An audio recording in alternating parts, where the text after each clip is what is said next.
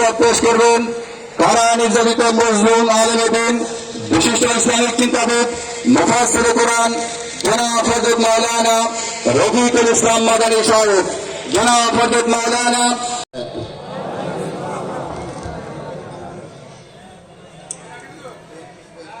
আপনারা যারা ওখানে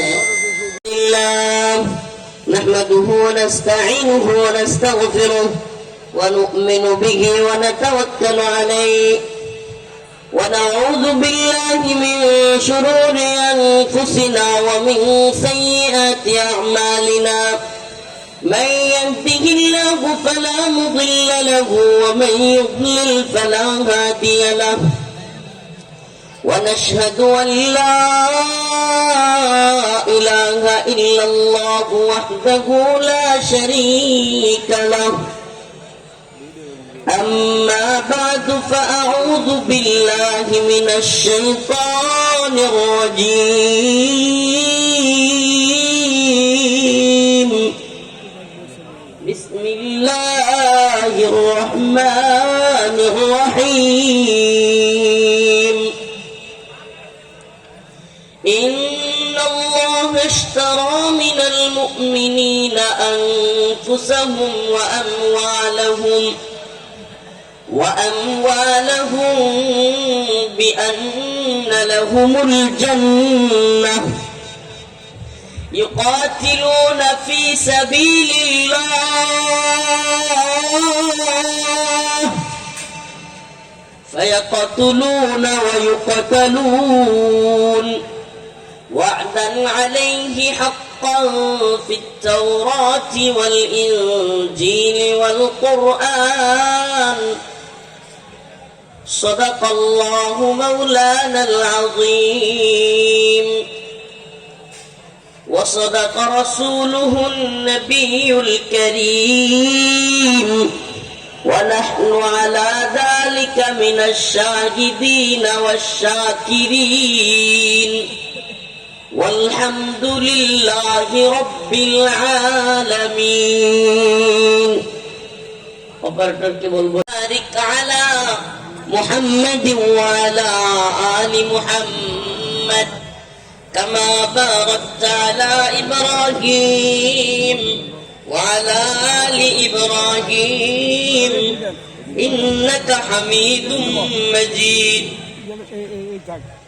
জামিয়া ইমদাদুল উলুম শান্তিরহাট মাদ্রাসা এতিমখানা লিল্লাহ বোর্ডিং এতিমখানা লিল্লাহ বোর্ডিং আছে যারা টাকাটা দেন নাই বুঝলেন না তো এই এতিম সন্তানরা পড়াশোনা করবে কি যে দোয়া পাইতেন মারা গেলেও দোয়া পাইতেন যারা এখনো দেন নাই পরবর্তীতে হইলেও মাদ্রাসায় দিয়ে যাবেন আমি লিল্লাহ বোর্ডিং যেখানে থাকে মানে যেখানে এতিম সন্তানদেরকে খাওয়ানো হয় আলহামদুলিল্লাহ আমি আপনাদেরকে বলি আমি ওদম একটু খোঁজ নিয়েন যে বান্দা রফিকুল ইসলাম তার টাকা দিয়া বাড়ি গাড়ি করতেছে নিজের জন্য জমি কিনতেছে না এই যে হাদিয়াটা দিয়া যা পায় সব দিয়া এই এতিম অসহায়দেরকে চালাচ্ছে একটু প্রয়োজনে খোঁজ নিয়েন আপনাদের যে রাকিব সাহেব আছে অন্য যারা আছে তাদেরকে জিজ্ঞেস করেন যে হুজুর আমার আলহামদুলিল্লাহ বাবা মাদ্রাসার জমি কিনতে গিয়া নিজের গাড়ি পর্যন্ত বিক্রি করে দিচ্ছে তবু আফসোস নাই তবুও এই অতিম অসহায় সন্তানদেরকে যদি মানুষ করে যেতে পারি এটাই আমাদের তামান্না মাদ্রাসাটার দিকে নজর রাখবেন তো আপনারা এলাকাবাসীর উদ্যোগে আয়োজিত আজকের এই হাই স্কুল মাঠে 1 নং রাজাপুর ইউনিয়ন ভোলা সদর ভোলার ওয়াজ মাহফিলের সম্মানিত সভাপতি সম্মানিত উলামায়ে কেরাম সম্মানিত মুরব্বিয়ানে ইজাম প্রিয় যুবক ভাইরা স্নেহের ছোট ভাইরা আল্লাহ রাব্বুল আলামিনের দরবারে লাখো কোটি শুকরিয়া যে মহান রব্বুল আলামিন আপনাকে আমাকে কোরআন সুন্নাহ থেকে কিছু কথা বলবার এবং শুনবার তৌফিক দান করেছেন সেজন্য অন্তরের অন্তঃস্থল থেকে কালিমাতুশ শুকর আদায় করে স্বতঃস্ফূর্ত আওয়াজ করে বলি আলহামদুলিল্লাহ মাশাআল্লাহ। এই যে রাকিব ভাইয়ের একটা পরামর্শ দিয়ে যায় এই যে আপনার ছাউনি দিচ্ছেন না এই ছাউনি কিন্তু শীতের সিজনে এখনো কিন্তু গরম আছে এই জন্য ছাউনি দিবেন না আরো অনেক মানুষের জন্য কষ্ট কম হয় আনন্দ লাগে লোক দেখতেও ভালো লাগে উপর থেকে একটু একটু হালকা আর্দ্রতা পড়ে আমি যত প্রোগ্রামে যাই এখন দেখি যে খোলামেলা রাখি, এটা মাথায় রাখবেন। কখনো যদি আগে ভাগে শীতের আগে ভাগে প্রোগ্রাম করেন, এইভাবে সাউনি দিবেন না, অনেক মানুষ হইলে পরে কষ্ট হয়ে যায়। আল্লাহ তাআলা আমাদের এই কষ্টকে দিনের জন্য কবুল করুন। কষ্ট একটু হইতেছে বুঝতেছে, আমারই যেহেতু হইতেছে, আপনাদের তো এত মানুষের ভিড়ে অবশ্যই হচ্ছে। আল্লাহ তাআলা আমাদের সকলের কষ্টকে দ্বীনের জন্য, কোরআনের জন্য কবুল করে বলেন আমিন। আমি আপনাদের সামনে একটা আয়াত তিলাওয়াত করেছি। আজকের আলোচনা আপনাদের সামনে হবে যে এই যে জান মাল, এগুলোর মালিক কিনা? তাইলে এই জান মাল খরচ করবো কার জন্য? কোন নেতা নেত্রী, এমপি, মন্ত্রী, দলের লিডার এগুলার জন্য জীবন দিব না আল্লাহর জন্য? এই নেতা নেত্রী আর এই গণতান্ত্রিক দলের জন্য জীবন দিলে আখেরাতে কোনো কল্যাণ আছে? হ্যাঁ, জীবন দিতে হবে কার জন্য? ইন্নাল্লাহ اشترى من المؤمنين أنفسهم وأموالهم بأن لهم الجنة يقاتلون في سبيل الله فيقتلون ويقتلون وعدا عليه حقا আল্লাহর ওয়াদা সত্য না মিথ্যা? বলার মানুষ হইল না। যে আন্দোলন আমরা দেখছিলাম সুবহানাল্লাহ গোলাবাসী, এই আন্দোলনের সাথে আপনাদের এখনকার আমার কথার সাথে হুজুর আমরা একলা একলা কোন আমরা কমুকে মাঝে মাঝে কইতে হইব। রাজি আছেন ইনশাআল্লাহ? ওয়াদান আলাইহি হাক্কান, আল্লাহর ওয়াদা সত্য না মিথ্যা? কোন পৃথিবী মিথ্যা হতে পারে? আল্লাহর ওয়াদা আঙ্গুল দিলেই সত্য। আল্লাহর ওয়াদা মাশাআল্লাহ ট্রেনিং প্রাপ্ত হয়ে গেছে। আল্লাহ বলেন ওয়াদান আলাইহি হাক্কান ফিত তাওরাতি ওয়াল ইনজিল ওয়াল কুরআন, আমার আল্লাহ ওয়াদা করেছেন তাওরাতে, আমার আল্লাহ ওয়াদা করেছেন ইনজিলে, আমার আল্লাহ ওয়াদা করেছেন কুরআনে। সুবহানাল্লাহ। একটা ওয়াদার কথা একটু স্মরণ করায়া দেই, যদিও কিছু লোকের অন্তরের ভিতরে এই নামগুলো শুনলেই ভয় ঢুকে যায়। আফগানিস্তানের ক্ষমতায় তখন তালেবান, এই বর্তমান তালেবানের যে গুরু তিনি তখন ক্ষমতায় ছিলেন, ওনার নাম হলো মোল্লা ওমর রাহিমাহুল্লাহ। 5 বছর রাশিয়ার সাথে যুদ্ধ করে, দীর্ঘদিন যুদ্ধ করে বুশ, এই জর্জ ডব্লিউ বুশ মোল্লা ওমর রাহিমাহুল্লাহরে বলল, মোল্লা যদি উসামা বিন লাদেনকে আমাদের হাতে তুইলা দাও তাইলে আফগানিস্তানে তোমরা নিরাপদে বসবাস করতে পারবা, আর যদি না দাও আফগানকে মাটির সাথে মিশায়া দেওয়া হবে। নাউজুবিল্লাহ বলবেন না? এবার বাংলাদেশ, পাকিস্তান, আফগানিস্তান আরো কয়েকটা রাষ্ট্রের উলামায়ে কেরাম গেল মোল্লা ওমর রাহিমাহুল্লাহরে বুঝাইতে, মোল্লা দেখো দীর্ঘদিন রাশিয়ার সাথে যুদ্ধ করলা, রাশিয়াকে হারাইলা, এখন একটা সুন্দর রাষ্ট্র পাইলাম, এখানে আমরা ইসলাম কোরআন হাদিস অনুযায়ী শাসন করতে পারতেছি, এখন যদি এক উসামার জন্য দেশটা আবার ধ্বংস হয়ে যায়, মোল্লা এটা একটা সর্বনাশ হয়ে যাবে, মোল্লা উসামা বিন লাদেনকে দিয়ে দাও। বাবা রায় কথা বলবা না, দিয়ে দাও। মোল্লা ওমর রাহিমাহুল্লাহ উলামায়ে কেরামকে প্রশ্ন করলেন, ও প্রিয় আলেম সমাজ, আপনারা আমার মাথার তাজ, আপনারা আমার মাথার তাজ, আপনাদের কাছে আমার একটা ক্ষুদ্র প্রশ্ন। আল্লাহর রাসূল সাল্লাল্লাহু আলাইহি ওয়াসাল্লামের তামাম জিন্দেগিতে উনার কোন ভাইকে, কোন মুসলিমকে, কোন সাহাবীকে কাফের মুশরিকদের ভয়ে, কাফের মুশরিকরা মদিনা কিংবা মক্কা ধ্বংস করে ফেলবে, এই ভয়ে আল্লাহর নবী কোন মুসলিমকে কাফেরদের হাতে তুলে দিছে? একটা ঘটনা আমাকে দেখান, আমি ওসামা বিন লাদেনকে তুলে দিব। সুবহানাল্লাহ বলবেন।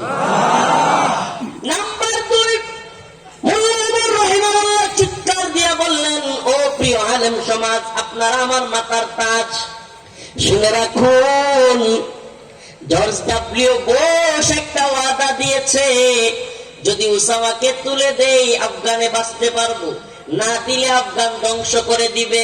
আমিও বলতে চাই আমার মহান রব একটা ওয়াদা দিয়েছেন, ওয়াদান আলাইহি হাক্কা। আমি মোল্লা ওমর দেখতে চাই আমার রব্বে কাবার ওয়াদা সত্য নাকি জর্জ ডব্লিউ বুশের ওয়াদা সত্য। সুবহানাল্লাহ।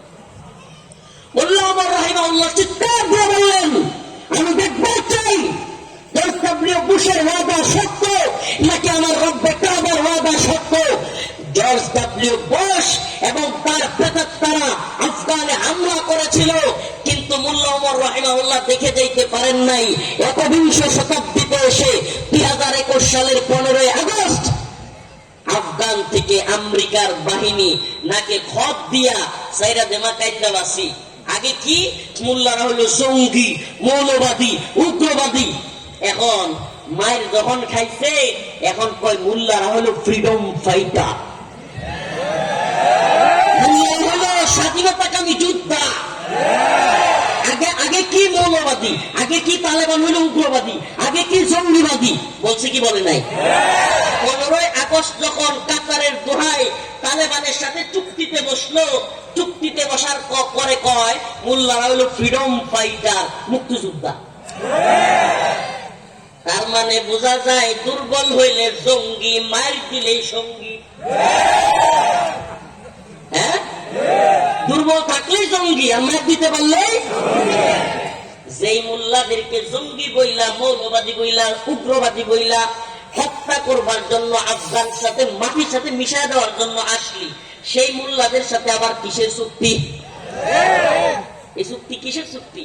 এই চুক্তি হলো একটাই। আল্লাহ বলেন, كم من فئة قليلة غلبت فئة كثيرة بإذن الله। আমার আল্লাহ রাব্বুল আলামিন বলেন, ভয় নাই। বদরের সেই কাফেলা মাত্র 313 জন। কয়জন? অস্ত্র কম, কারো ঘোড়া আছে কারো নাই, কারো তরবারি আছে কারো নাই, কারো ধনুক আছে কারো নাই, কারো তীর আছে কারো নাই, কারো ডাল আছে কারো নাই। সুবহানাল্লাহ। রফিকুল ইসলাম মাদানির কোন ব্যক্তিগত বক্তব্য নয়। আল্লাহ রাসূল সাল্লাল্লাহু আলাইহি ওয়াসাল্লাম বদরে যে যুদ্ধে গিয়েছিলেন, ইসলামের ইতিহাসের প্রথম যুদ্ধ। কোন যুদ্ধ?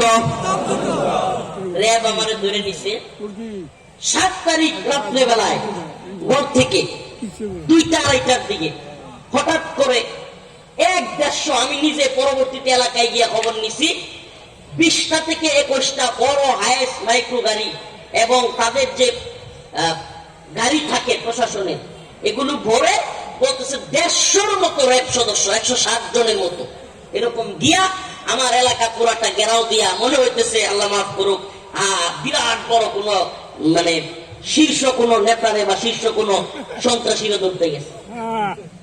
আর আমগরে তো 2 জনে 4 জনে গিয়া কইলি আমরা বলি, 160 জন নিয়ে ধরে নিয়ে আসছে। এইবার আমারে রেব 1-এ উত্তরায় ঢাকায় জিজ্ঞেস করে, হুজুর আপনারা যে সরল মুসলমানদেরকে, বাঙালি মুসলমানদেরকে খালি চেপায়া দেন, বক্তব্য দিয়ে খালি গরম করে দেন, এই মানুষজন পরে গরম হইয়া আর কোনো কিছু পায় না, রাস্তাঘাট কি বলে গাড়িগুলি ভাঙচুর করে, জিহাদের কথা কোন? আল্লাহ রাসূল জীবনে কোনদিন কাউরে মারতে গেছে প্রমাণ আছে? দেখেন কথাগুলো টোন দেখেন। তখন আমি তো তখন বুঝেনি, আপনি বুঝতেছেন, ওখানে তারাই সব এনে আমরা কথা বলি মেরে খাওয়া লাগবো, পরিস্থিতির এতটা ভয়াবহ। মানে এনে হইলো জি জি জি জি যা বলবে তাই ঠিক, এছাড়া ঠিক একটু উল্টা বললেই আঘাত করে। তো এখন আমি তারপরেও সম্মানের সাথে ওনাকে বললাম যে ভাই, যে প্রশ্নটা করেছেন আপনার হাতে কি মোবাইল আছে? কয় আছে। আমি বললাম যে ভাই তাইলে একটু নাম কি একটু সার্চ দিয়া মোবাইলে দেখেন। এখন আমারে আড়ালে রাইখা মোবাইলে সার্চ দেয়, ওই গোয়েন্দার র্যাবের ওই লোক যদি এখন এই ওয়াজ শুনে তাইলে তো সে দেখবে। এই জন্য আলহামদুলিল্লাহ, আমার একটা আলহামদুলিল্লাহ, আল্লাহ পাকের শুকর, একটু এদিক সেদিক বলার কখনো চেষ্টা করি না। কারাগারে কিংবা বিভিন্ন স্মৃতি বললে এতটুকুই বলবার চেষ্টা করি যেটা করছে, একটুও এদিক সেদিক না। কেন? কারণ এরা চিন্তা করবে হুজুরের সাথে এগুলো কিছুই ঘটে নাই, হুজুরের সাথে আমার সাথে এগুলো হয় নাই, হুজুর একটু বাড়ায় বলছে, তখন স্বাভাবিকভাবে আমার প্রতি বা দিনের প্রতি, আলেমদের প্রতি তাদের একটা বদ ধারণা তৈরি হবে। এই জন্য যতটুকু হয়েছে, তো ও কি করছে, মোবাইলে সার্চ দিয়ে দিয়ে দেখতেছে। আমি বললাম যে আপনি যে বললেন আমরা মানুষকে উত্তেজিত করি, মানুষকে জিহাদের কথা বলি, ইরদাদের কথা বলি, এটা কোরআন হাদিসের কোথায় আছে বা রাসূল জীবনে কোনোদিন কাউকে মারতে গেছে? তখন আমি বললাম শুনেন, একটু বদর যুদ্ধের ইতিহাস তালাশ করেন, বদর যুদ্ধ লেখেন। বর্তমানে অনলাইনের যুগ, গিয়া ফেসবুকে দুইটা, গুগলে দুইটা বদর যুদ্ধ লিখছে। এখন লেখা দেখে যে বদর যুদ্ধ হলো ইসলামের ইতিহাসের প্রথম যুদ্ধ, যে যুদ্ধটা সংগঠিত হয়েছিল 2য় হিজরিতে। কয় হিজরিতে? মুসলমান ইমানদার, আব্রাহাম লিঙ্কন, জর্জ রসো কিংবা ওই সমস্ত নিউটন অমুক তমুকের গল্প ইতিহাস আমাদের ছেলেরা জানে, ইসলামের ইতিহাস জানে না, মুসলমানদের ইতিহাস জানে না। আজকে যখন আমরা জিহাদের কথা বলি, আজকে যখন আমরা শাহাদাতের কথা বলি, অনেকে আমাদেরকে ভয় দেখায়। আমেরিকার ওইটা আছে, ভারতের ওইটা আছে, চীনের ওইটা আছে, রাশিয়ার ওইটা আছে, হুজুর আপনার কি আছে? আমাদের আছে যেটা আল্লাহ রাসূলের ছিল, আমাদের আছে যেটা সাহাবায়ে কেরামের ছিল, আমাদের সেই শক্তি আছে যেই শক্তি বদরের সাহাবীদের ছিল। সেই শক্তির নাম হলো ঈমান। আল্লাহর নবীর সাহাবীরা ওই রেড সদস্য সার্চ দিয়া দেখে, হাই হাই কি সর্বনাশ, হুজুরের যে প্রশ্ন করলাম উত্তর তো দেখি এখানে হাজির। বদরের যুদ্ধের ইতিহাস খুলে দেখলো 2য় হিজরির রমাদান মাসের 17 তারিখ আল্লাহর নবী সাল্লাল্লাহু আলাইহি সাল্লামের কানে একটা সংবাদ আসলো। কি সেই সংবাদ? আবু সুফিয়ানের নেতৃত্বে, তখনও আবু সুফিয়ান রাদিয়াল্লাহু আনহু মুসলমান হন নাই, আবু সুফিয়ানের নেতৃত্বে এক বড় কাফেলা সিরিয়া থেকে অনেক পণ্য সামগ্রী নিয়ে মক্কার দিকে, কুরাইশ গোত্রের দিকে রওনা হয়েছে। আল্লাহ রাসূল এই সংবাদ পেয়ে সাহাবায়ে কেরামের সাথে পরামর্শ করতে লাগলেন। পরামর্শের মধ্যে বসলেন, আনসার মুহাজির সকল সাহাবায়ে কেরামকে ডাকলেন, ও আমার সাহাবারা আসো, তোমাদের সাথে আমার কথা আছে। আল্লাহ রাসূল সাল্লাল্লাহু আলাইহি ওয়াসাল্লামের সাহাবীরা বুঝে ফেললেন কোনো গুরুত্বপূর্ণ বিষয় হবে।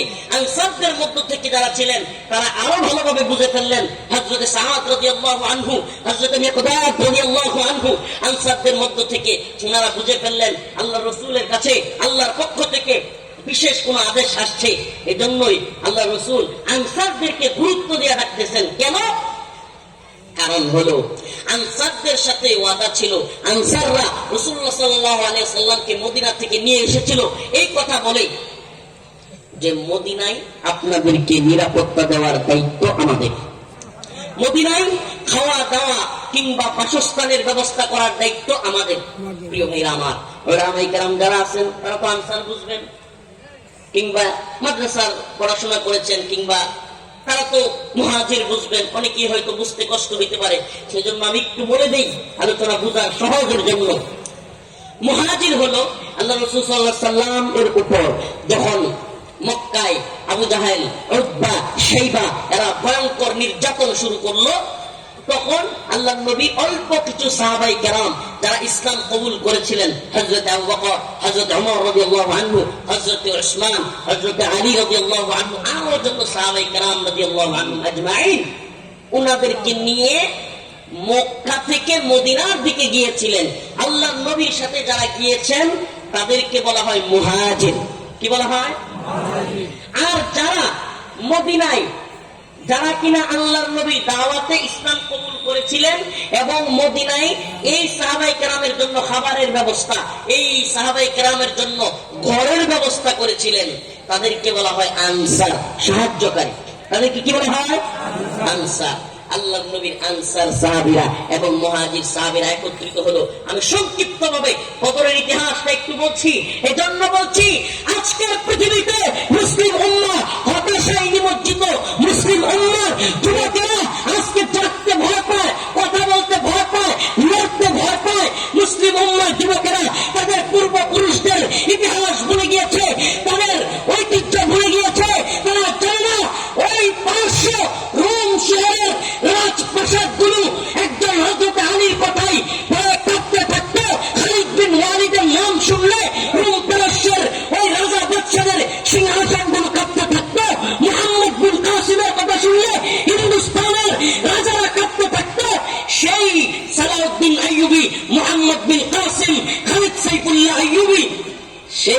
সুলতান মাহমুদ গজনবীদের উত্তরসূরি হয়েও আজকে তুমি ভয় পাও। কিন্তু মনে রাখবা, আমাদের ইতিহাস ভয়ের ইতিহাস নয়, আমাদের মুসলিমদের ইতিহাস ভয়ের ইতিহাস নয়, আমাদের মুসলিমদের নবীদের ইতিহাস ভয়ের ইতিহাস নয়, সাহাবীদের ইতিহাস ভয়ের ইতিহাস নয়। আমাদের ইতিহাস ছিল বিজয়ের ইতিহাস। আমাদের ইতিহাস ছিল অল্প সংখ্যক মর্দে মুজাহিদকে নিয়ে গোটা ভারতবর্ষ দখলের ইতিহাস। আজকে ভারতবর্ষের হিন্দুত্ববাদীরা আমাদের দেশ দখল করবার ভয় দেখায়। আজকে ভারতবর্ষের হিন্দুত্ববাদীরা আমাদের সেনাবাহিনীকে ভয় দেখায়, আমাদের দেশের নেতাদেরকে ভয় দেখায়। আর আমাদের দেশের কিছু মুনাফিক নেতা ভারতের ভয়ে তত্তর করে কাঁপে, ভারত যা কয় তাই শুনে। এই ভণ্ড নেতারা আওয়ামী লীগের সময়ও ভারতের দালালি করেছে, এখনো ভারতের দালালি করতেছে। একজন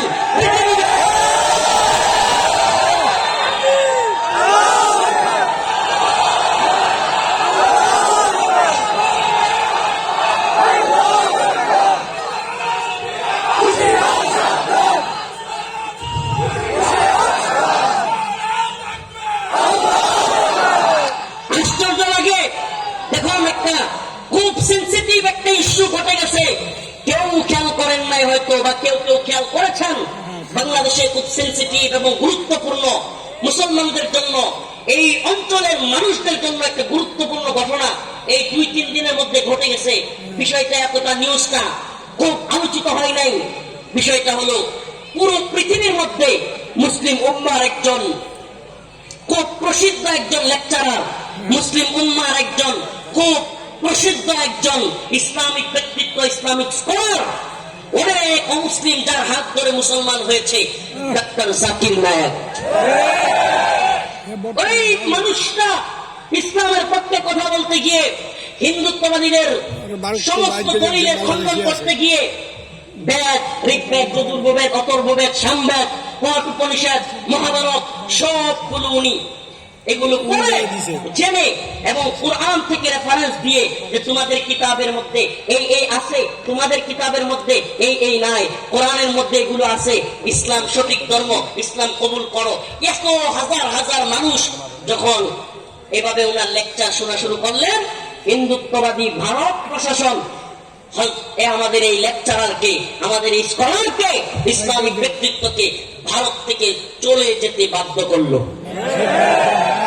আমার একটা প্রশ্ন, যে সমস্ত সুশীলরা, যে সমস্ত এলিটরা, যে সমস্ত তথাকথিত প্রগতিশীলরা, যে সমস্ত এই তথাকথিত সেকুলাররা আমাদেরকে বলে, হুজুর আপনারা এত জোরে বক্তব্য কেন দেন, আপনারা কেন মানুষকে এত উত্তেজিত করেন, এগুলো যারা বলে যে আল্লাহ রাসূল সাল্লাল্লাহু আলাইহি সাল্লাম তো এভাবে দেন নাই, আরো বলে যে হুজুর আপনারা যদি এভাবে বক্তব্য না দিয়া আস্তে আস্তে বলতেন তাইলে কিন্তু সরকার আপনাদের প্রতি রাগ করতো না। এদেরকে বলি, ডাক্তার জাকির নায়েক কি জোরে জোরে বক্তব্য দেয়? না। কথা বলেন, ডাক্তার জাকির নায়েক জোরে বক্তব্য দেয়? তাইলে ডাক্তার জাকির নায়েক এত আস্তে কথা বলবার পরেও ডক্টর জাকির নায়েককে আল্লাহর নবীর মতো, তার সাহাবায়ে কেরামের মতো নিজের দেশ থেকে কেন বাহিরে বের করে দেওয়া হলো? নিজের দেশে উনি কি অপরাধ করেছেন, কার মাথায় আঘাত করেছেন, কাকে গুলি করেছেন, কাকে হত্যা করেছেন, কার সাথে সন্ত্রাসবাদী করেছেন, কয়টা বোমা মেরেছেন, ভারতে একটা প্রমাণ ডক্টর জাকির নায়েকের ব্যাপারে দেখাইতে পারবে? জাকির নায়েককে বাধা দেওয়া হলো, পররাষ্ট্র মন্ত্রণালয় কেন নিষেধ করলো? আমরা এই নিষেধাজ্ঞা মানি না। মামুর বাড়ির আড্ডা শুরু হবে না, ডাক্তার জাকির নায়েক অবশ্যই বাংলাদেশে আসতে হবে। প্রয়োজনে বাংলাদেশের আপামর মুসলিম জনতা পররাষ্ট্র মন্ত্রণালয় ঘেরাও করবে। এই পররাষ্ট্র মন্ত্রণালয়ের উপদেষ্টা তাওহীদ, তাকে বলি তুমি নামে তাওহীদ কিন্তু হিন্দুত্ববাদীদের গোলামি শুরু করেছো। হিন্দুত্ববাদীদের গোলামি ছাড়ো। বাংলাদেশে যারাই হিন্দুত্ববাদীদের গোলামি করেছে, আওয়ামী লীগ এবং হাসিনার পরিণতি কি হয়েছে দেখো নাই? অতএব হিন্দুত্ববাদীদের গোলামি ছাড়ো, একমাত্র আল্লাহর গোলামি করো। একমাত্র কার গোলামি করতে হবে? এই জন্য একটু ইতিহাস আপনাদের সামনে একটু তুলে ধরতে চাই। আজকে তো আমরা ভুলে গেছি, ঘাবড়ে গেছি, হ্যাঁ আমরা কি পারবো, আমাদের দিয়ে কি হবে, এই সেই না। মুসলিমদের ইতিহাস, আরে ভাই মুহাম্মদ বিন কাসিম উনি যখন ভারতবর্ষে আসবেন এটা শুই নাই, গোবিন্দের দল দৌড়ে পলাইছিল। সুবহানাল্লাহ বলবেন না? যুদ্ধ লাগে নাই, এমনি স্বাধীন, দোয়াই পালাইতো। সুবহানাল্লাহ। বদরের কাফেলা, আল্লাহ নবী সাল্লাল্লাহু আলাইহি সাল্লাম সাহাবায়ে কেরামকে বললেন, হযরত মিকদাদ আনসারদের মধ্য থেকে দাঁড়ায় গেলেন, ইয়া রাসূলুল্লাহ, আপনি কি বলতেছেন? আপনার রবের পক্ষ থেকে যদি আদেশ এসে থাকে, যদিও আমরা চুক্তি করেছিলাম যে আপনাদেরকে মদিনায় আশ্রয় দিব, আপনাদেরকে মদিনায় খাওয়া দাওয়ার ব্যবস্থা করব, আমাদের যদিও ওই কথার মধ্যে ছিল না বাহিরে গিয়ে আক্রমণ করলেও আমরা আপনাদের সাথে যাব, ওই সময় যদিও এটা কথাই ছিল না, কিন্তু রাসূল আপনি কি মনে করেছেন আমরাও কি বনি ইসরাইলের মতো আপনাকে বলবো যে আপনি আপনার আল্লাহর নিয়ে যুদ্ধ করেন? মুসা আলাইহিস সালামকে যেমন বনি ইসরাইল বলছিল আপনি আপনার রবকে নিয়ে, আল্লাহরে নিয়ে, অনেক শক্তিশালী আল্লাহরে নিয়ে যুদ্ধ করেন, নাউজুবিল্লাহ। আমরা এই কথা বলবো না। হযরত মিকদাদ দাঁড়িয়ে গিয়ে বললেন, ইয়া রাসূলুল্লাহ, আমরা আপনার ডানে আছি, ইয়া রাসূলুল্লাহ, আমরা আপনার বামে আছি, ইয়া রাসূলুল্লাহ, আমরা আপনার সামনে আছি, ইয়া রাসূলুল্লাহ, আমরা আপনার পিছনে আছি। সুবহানাল্লাহ। হযরত সাআদ রাদিয়াল্লাহু আনহু দাঁড়িয়ে বললেন, ইয়া রাসূলুল্লাহ, আপনি কিসের সংশয় প্রকাশ করতেছেন? ইয়া রাসূলুল্লাহ, আপনার ঘোড়া যদি শুধু নদীতে ঝাঁপ দেয়, আপনি সামনে থেকে যদি নদীতে নেমে যান, আমরা এদিক ওদিক তাকাবো না, আমাদের ঘোড়াগুলো নিয়েও নদীতে ঝাঁপ দিয়ে দিব, আপনার এক কথায় আমরা জীবন দিয়ে দেব। এই ছিল বদরের ইতিহাস। বদরের সাহাবায়ে কেরাম এই ৩১৩ জনের কাফেলা চলে গেলেন। আমরা অনেকেই ইতিহাস জানি তৎকালীন ৩১৩ জনের বিরুদ্ধে ১০০০ জন। কয়জন? কিন্তু এই বিষয়ে আমার একটু কথা আছে। উলামায়ে কেরাম এখানে আছেন, আমি যেই কথা বলতে চাই আল্লাহর নবীর ওই হাদিস থেকে রেফারেন্স নিয়ে। রাসূলুল্লাহ সাল্লাল্লাহু আলাইহি ওয়াসাল্লাম বদরের যুদ্ধের দিন বলেছিলেন, হায় আল্লাহ, দোয়া করতেছিলেন আর বলতেছিলেন, হায় আল্লাহ, আজকের এই ৩১৩ জন যদি শেষ হয়ে যায়, আপনার ইবাদত করবার মতো আর কেউ থাকবে না। হাদিসে আসছে না? তার মানে বোঝা যায় তৎকালীন এই ৩১৩ জনের বাহিরের পুরো পৃথিবী ছিল কাফের, পুরো পৃথিবী ছিল মুশরিক। আমি আপনাদের কাছে জানতে চাই, পুরো পৃথিবী শুধু ১০০০ জন ওই মুসলমানদের বিরুদ্ধে ছিল, নাকি তৎকালীন পুরো পৃথিবী মুসলমানদের বিরুদ্ধে ছিল? ৩১৩ জন মানুষ পুরো পৃথিবীর বিরুদ্ধে যুদ্ধ করলেন। আমি আবারও বলছি, কেন পুরো পৃথিবী বলছি? কারণ কাফেরদের ওই ১০০০ শেষ হয়ে গেলেও আরেক কাফের বাহিনী আসা সম্ভব ছিল কি ছিল না? কিন্তু আল্লাহর নবীর ৩১৩ জনের বাহিনী শেষ হইলে আরো তো আসার সম্ভাবনা ছিল। আল্লাহ তাআলা পয়গাম পাঠাইলেন, হে আমার নবী, আপনি যান, কোনো ভয় নাই, কোনো ভয় নাই, লা তাহজান, ইন্নাল্লাহা মা'ানা। সুবহানাল্লাহ। মনে পড়ে যায় এই বাক্যটা, মনে পড়লে বলি যায় নারা দেয়, ও বোলার মুসলমান, ও বোলার মুসলমান, লা তাহজান ইন্নাল্লাহা মা'ানা, কোনো পেরেশানি নাই, আল্লাহ আমাদের সাথে আছেন। এই বাক্যটা নিজের, আস্তাগফিরুল্লাহ, আমি গুনাহগার মানুষ, কিন্তু আমি যখন প্রথম ওই যে বললাম বাড়ি থেকে গ্রেফতার হয়েছিলাম, গাজীপুর কারাগারে থাকা অবস্থায় আমি শুয়ে আছি, হঠাৎ করে স্বপ্ন দেখি আমি যেন, সুবহানাল্লাহ, ঘুমাইতেছি, আমি যেন বাংলাদেশে নাই, আমি যেন কাশ্মীরের কারাগারে বন্দী। আল্লাহকে সাক্ষী রেখে বলছি, আল্লাহকে সাক্ষী রেখে বলছি ভাই, আলহামদুলিল্লাহ, গুনাহগার মানুষ। কিন্তু ওই স্বপ্ন আমি অনেকের কাছে, শেখুল হাদিস আল্লামা আমরুল হক দামাত বরকাতুহু, মুফতি সাখাওয়াত হোসেন রাজি, আর যত উলামায়ে কেরাম হেফাজতের ছিলেন সকলের সাথে বলছি। স্বপ্নটা দেখলাম, মনটা এত খুশি হয়েছিল ওই দিন এই শব্দটার সাথে, খুব দেখলাম আমি কাশ্মীরের কারাগারে বন্দী, এক সুন্দরী রমণী এখানে, উনিও বন্দী, আমার রুমটা এখানে কোনায় ওনার রুম, ওখান থেকে চিৎকার করে ওই সুন্দরী রমণী কাশ্মীরের কারাগারে উনি বলতেছে, আখি লা তাহজান ইন্নাল্লাহা মা'ানা, আখি, হে আমার ভাই, লা তাহজান, কোনো পেরেশানি চিন্তা করিও না, ইন্নাল্লাহা মা'ানা, আল্লাহ আমাদের সাথে আছে। ওয়াল্লাহি ওয়াল্লাহি, এই স্বপ্ন দেখেছিলাম, অন্তরটা প্রশান্ত হয়ে গিয়েছিল। তা আমি তো গুনাহগার, আমার যদি প্রশান্ত হয়, আল্লাহ বললেন হে আমার নবী, পরেশানি নিয়েন না, আমি আপনার বন্ধু, আমি আপনার সাথে আছি। কেমন ভাবে সাথে আছি? আপনি যুদ্ধে যান, দেখবেন হাজারো সৈনিক ফেরেশতা আপনার জন্য ময়দানে রেডি থাকবে। যুদ্ধ শেষ।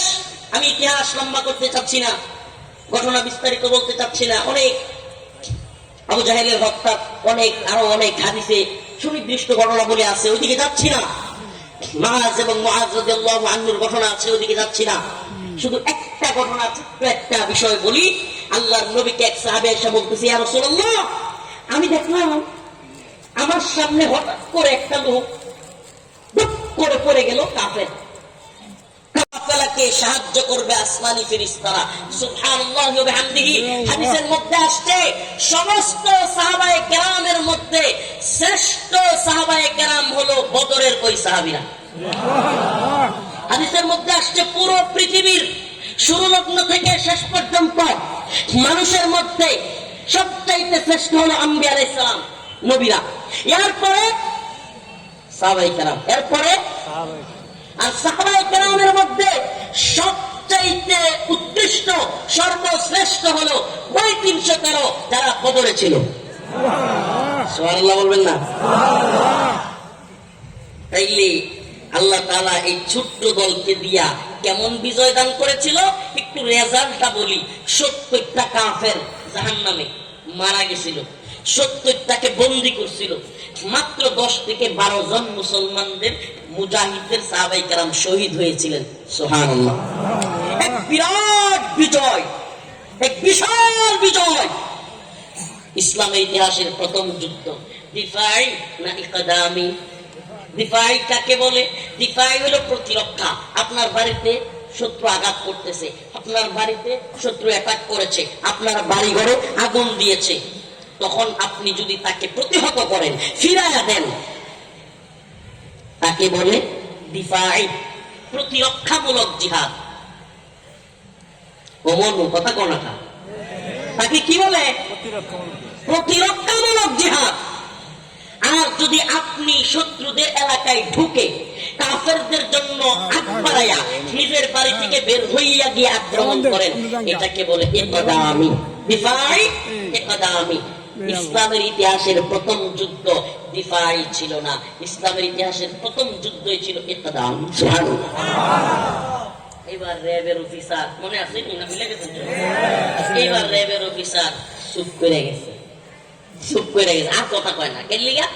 সর্বনাশ, ইসলামের ইতিহাসের প্রথম যুদ্ধই রাসূলুল্লাহ সাল্লাল্লাহু আলাইহি ওয়াসাল্লাম। আপনারা আরেকটু শুনেন, সুবহানাল্লাহ, উলামায়ে কেরাম এখানে আছেন, এইভাবে আমরা বর্ণনা করি না। আরে কিতাবুল মাগাজি তো এখন পড়ানো হয় না, আরো সেরে সেরে বাদ দিয়ে চলে যায়। কিতাবুল মাগাজি পড়াইতে চায় না। গণতন্ত্রের ভিতরে ঢুকতে ঢুকতে জিহাদ এমন অবস্থা হয়েছে, নাউজুবিল্লাহ, এখন গণতন্ত্রের নাম দিছে জিহাদ। আল্লাহ হেফাজত করে। আরো জোরে বলেন আমিন। আমাদের মুরব্বীরা গণতন্ত্রে ঢুকছিলেন এই জন্য যে সব শয়তানের দল যদি দখল করে নিয়ে যায় তাহলে শয়তানি করবো, এই জন্য কিছু কিছু যাতে নিজেদের লোক থাকে, এই জন্য উনারাও জানতেন গণতন্ত্র দিয়ে ইসলাম প্রতিষ্ঠা হবে না, সম্ভব না। পৃথিবীর 1 ইঞ্চি ভূমিতে হয় নাই। কিয়ামতের শুরু লগ্ন থেকে, মুসলমান, রফিকুল ইসলামের কথা শোনার দরকার নাই, ইতিহাস শুনেন এবং কোরআন সুন্নাহ অনুযায়ী কথা শুনেন। পৃথিবীর শুরু লগ্ন থেকে আজ পর্যন্ত 1 ইঞ্চি ভূমিতে সিলমারো বাই সিলমারো দিয়া কোরআন সুন্নাহ প্রতিষ্ঠিত হয়নি। কয় ইঞ্চি? হে, একটা দেশ, একটা জেলা, একটা বিভাগ, একটা থানা, এই কথা কয় না রে, একটা থানা, একটা ইউনিয়ন, একটা গ্রাম, একটা বাড়িও না, একটা গড়ও না, 1 ইঞ্চি জমি, 1 ইঞ্চি জমিও নাই যে গণতন্ত্র দিয়া কোরআন প্রতিষ্ঠা হয়েছে। যেখানে আছে, যেখানে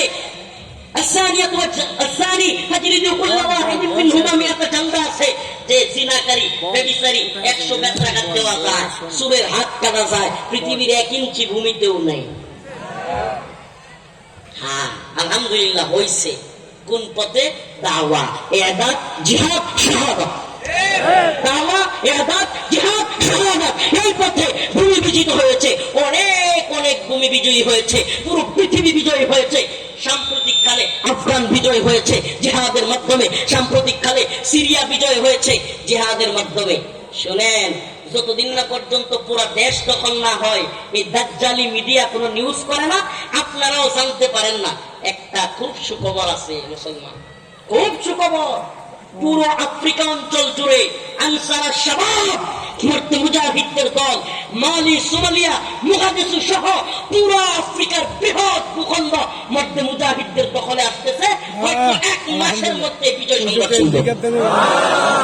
ফ্রান্সের সেই লাল কুত্তার বাহিনী, ইতালি, ফ্রান্স, জার্মানির সমস্ত বাহিনী মিলাও আনসার শাবাবের মধ্যে মুজাহিদদেরকে ঢাকায় রাখতে পারতেছে না। 7 জন 8 জন করে ঢুকে 100-200 করে মাইরা পেয়ার। আফ্রিকার সেই কালোমানিকরা গর্জে উঠেছে, আফগানরা গর্জে উঠেছে, সিরিয়ার মুজাহিদরা গর্জে উঠেছে, হামাস গর্জে উঠেছে। ইনশাআল্লাহ আবারও 1924 সালের পরে 2023 হইতে পারে নাই, 25 আসছে, 100 বছর পরেই মধ্য মুজাহিদদের হাতে শরিয়ার ভূখণ্ড, খিলাফতের ভূখণ্ড, পুরো পৃথিবী আবার খিলাফতের আদরে প্রতিষ্ঠিত হবে ইনশাআল্লাহ।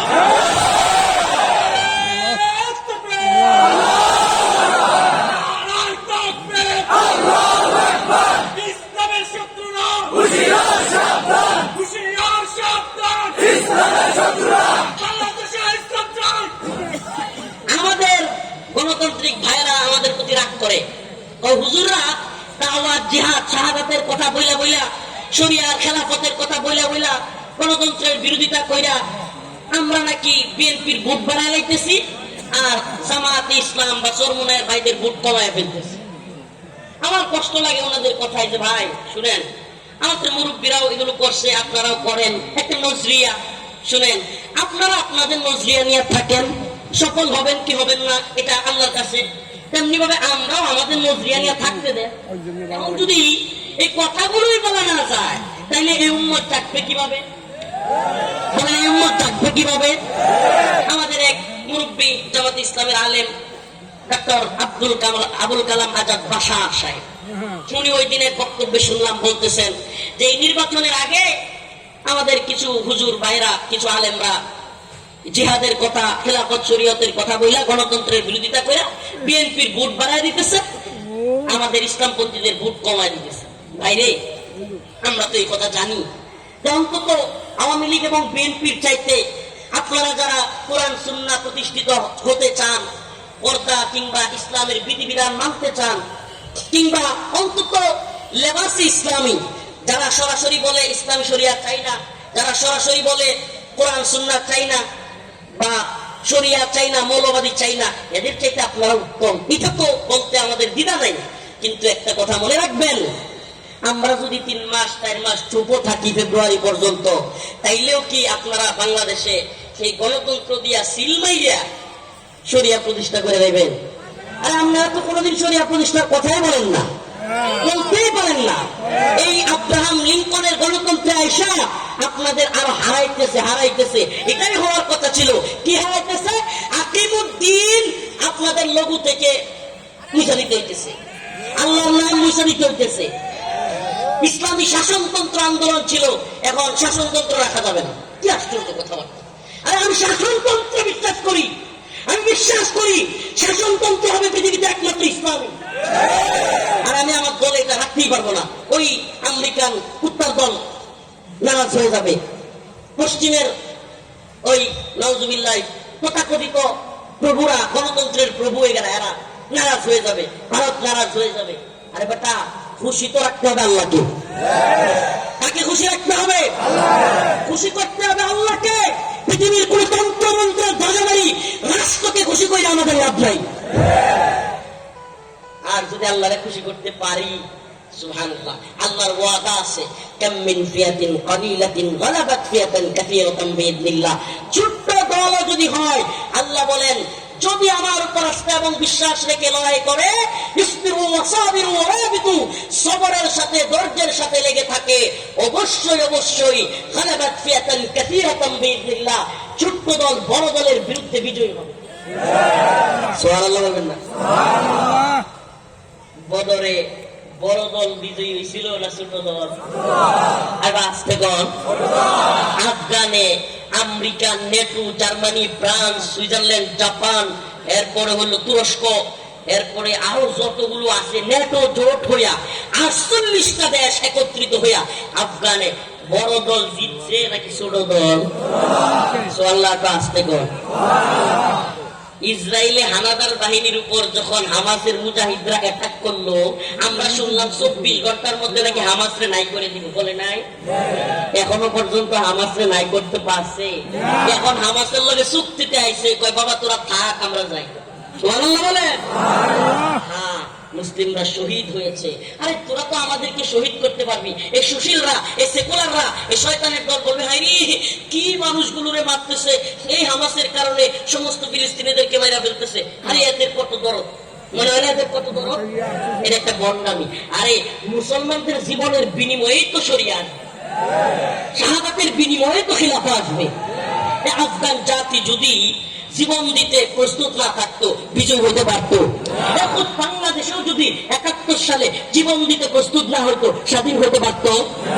আল্লাহর নবী সাল্লাল্লাহু আলাইহি ওয়াসাল্লাম সাহাবায়ে কেরামকে নিয়ে যদি যুদ্ধ না করতেন, জীবন দেওয়ার জন্য প্রস্তুত না হইতেন, তাইলে কি ইসলাম বিজয় হইতো? তার মানে বিজয়ের সাথে সাথে শাহাদাত জড়িত। কথা না? বিজয়ের সাথে সাথে কি জড়িত? শাহাদাত জড়িত। শাহাদাত চাই কি চাই না? মুমিনের শাহাদাত কি ব্যর্থতা? মুমিনের শাহাদাত ব্যর্থতা নয়। ইনশাআল্লাহ আমরা হয়তো শহীদ হব, নয়তো বিজয়ী হব। মাঝখানে আর কোনো সুরত নেই। হয়তো শহীদ হব, নাহলে কি হব? বিজয়ী হব। এই সিলমাইরা যদি জিততে নাও পারি, জিহাদ করে জিতবো ইনশাআল্লাহ। কথা না? যারা আমাদেরকে কয় ফজল সংসদ না, বেশিরভাগ কইছে হা হা। যদি বেশিরভাগ হা না কইতো, তাইলে কি হা জয়যুক্ত হইতো? ইন্নাল্লাহু আশতারা মিনাল মুমিনিন আনফুসাহুম ওয়া আমওয়ালাহুম বিআন্না লাহুমুল জান্নাহ। আল্লাহ বলেছেন আমার সাথে ক্রয় বিক্রয় হবে। মানিল্লাযী ইশতারা, ক্রেতা কে? আল্লাহ। বলেন না, ক্রেতা কে? আল্লাহ। বিক্রেতা কারা? আমরা। আমরা। সুবহানাল্লাহ বলবেন না? পণ্য কি? পণ্য কি? কি পণ্য বেচা কেনা হবে? জান্নাত। জান্নাত। আমওয়ালাহুম ওয়া আনফুসাহুম, বিনিময়ে আমরা কি পাবো? বিআন্না লাহুমুল জান্নাহ। সুবহানাল্লাহ। এর চাইতে উত্তম ব্যবসা আর আছে? এই ব্যবসা করতে রাজি আছেন তো ইনশাআল্লাহ? জান্নাতের বিনিময়ে জানমাল দিয়ে দিব ইনশাআল্লাহ। তবু এই ভূখণ্ডে পুরো পৃথিবীতে শরিয়া খিলাফা প্রতিষ্ঠা করেই ছাড়বো। নাসরুম মিনাল্লাহ ওয়া ফাতহুন করিব ওয়া বাশশিরিল মুমিনিন। আমাকে বেলামিয়া নাকি একটা জায়গা, ওখানে যেতে হবে 10টার আগে। বেলুমিয়ায় আমার আলোচনা। আমি আপনাদের কাছে দোয়া আছে ইনশাআল্লাহ রাকিব ভাইয়ের জন্য, রাকিব ভাইয়ের মাদ্রাসার জন্য, এবং আজকের এই ইমদাদুল উলুম শান্তির হাট মাদ্রাসার জন্য দোয়া আছে। আমার জন্য, আমার ভাই